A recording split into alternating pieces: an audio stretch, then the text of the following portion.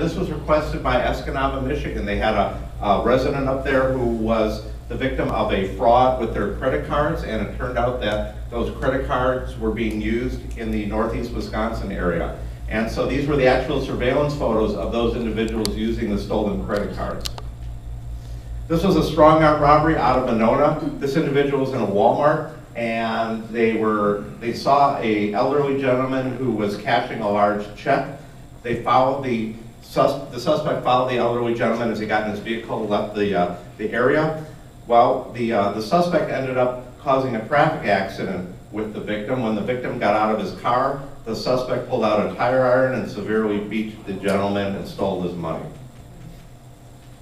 And this is a more interesting alert. This one I actually took from Minnesota. This young lady went into a Walmart store and she pushed 2 flat screen TVs by the back door. And then she started a fire inside the Walmart store so that all the employees would rush to put out the fire, and she pushed the flat screen TVs out the back door. This was a robbery of a Walgreens in Minnesota.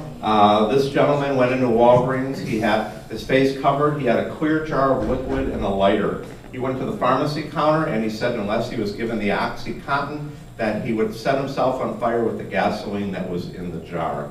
It's amazing how many robberies that there have been in Wisconsin of pharmacies for the narcotics. Probably, I would venture to say half of all the robberies of pharmacies are for the narcotics. Matter of fact, there was one robbery where the suspect went in, stated that they wanted one type of narcotic. The pharmacist gave him a whole jar, and she said, no, I only want 100. I want you to count out 100 for me. There's no rationality to these people. They're quite desperate. The Wisconsin Crime Alert Network allows local police and sheriff's departments to quickly alert the community about a crime or specific criminal that may affect them. The system allows law enforcement to simultaneously send thousands of emails, faxes, and text messages to people and businesses across the state that are most likely to be targeted for a particular type of crime. For example, if there's been a rash of tavern robberies, any tavern owner signed up for the system would be alerted. The same is true for any type of business. Let's say a business is being targeted. An automotive repair scam or a retail theft that's being perpetuated, we could target them and get it to them to kind of help heighten their awareness. Anybody can sign up for the alert system through the Wisconsin Department of Justice website. It costs $12 a year. This was a counterfeit alert.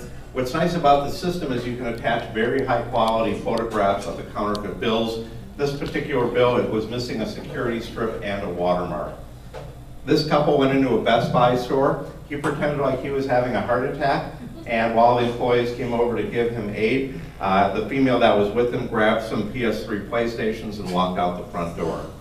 There's a lot of different types of creative crime, and part of the reason for getting alerts is how many of you would ever even think that that would be happening in your store if you saw somebody having a heart attack. There was a rash of thefts going on during the holiday season in Appleton and Green Bay. This couple right here, they were nicely dressed. They would approach elderly shoppers, ask them for clothing advice, and while they were talking to them, they would steal their purse or their wallet and hightail it to the closest Best Buy store, buy as much as they could before the victim knew that their credit card had been stolen. Police believe a pair of alleged thieves that targeted elderly victims in the Fox Valley have now struck in Green Bay.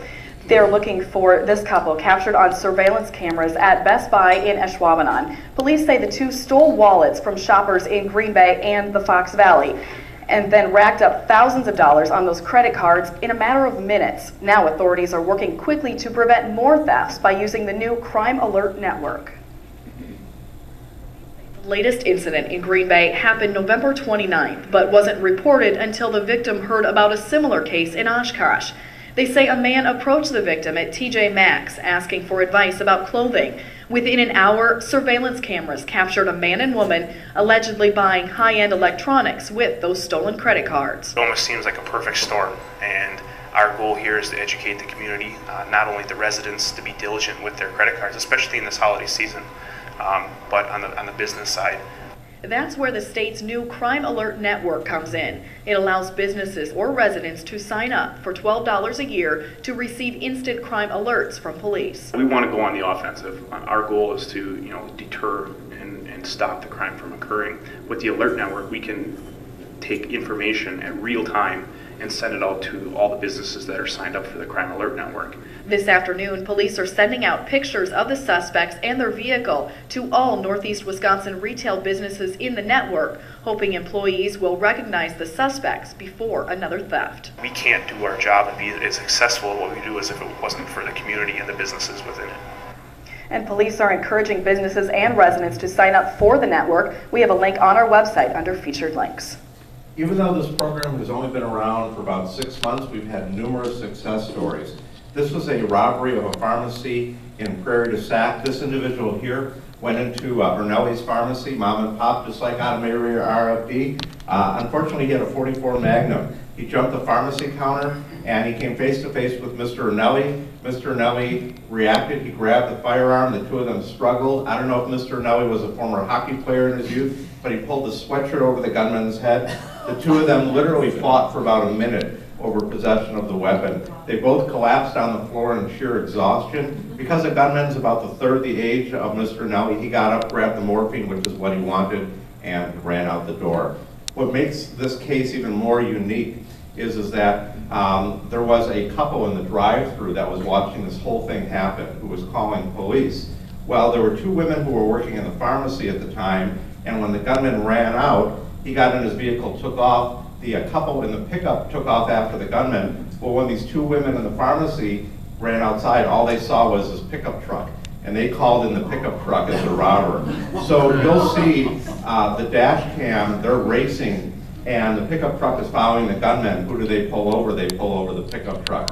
Well, this alert went out, and within a short period of time, information came in about the gunman, his friends, associates, and that got a trail going, which ultimately did lead to his arrest. This was a theft case out of Chippewa Falls. This individual here was a convict out of California. One of the things he learned in the California penal system was how to break into medical vending machines. That's what he did up in Chippewa Falls. He broke into St. Joseph's Hospital medical vending machine. He stole $4,000. This was the actual alert, and this was a surveillance photo. Within 30 minutes, a neighboring department identified their suspect, and he was arrested a short time later.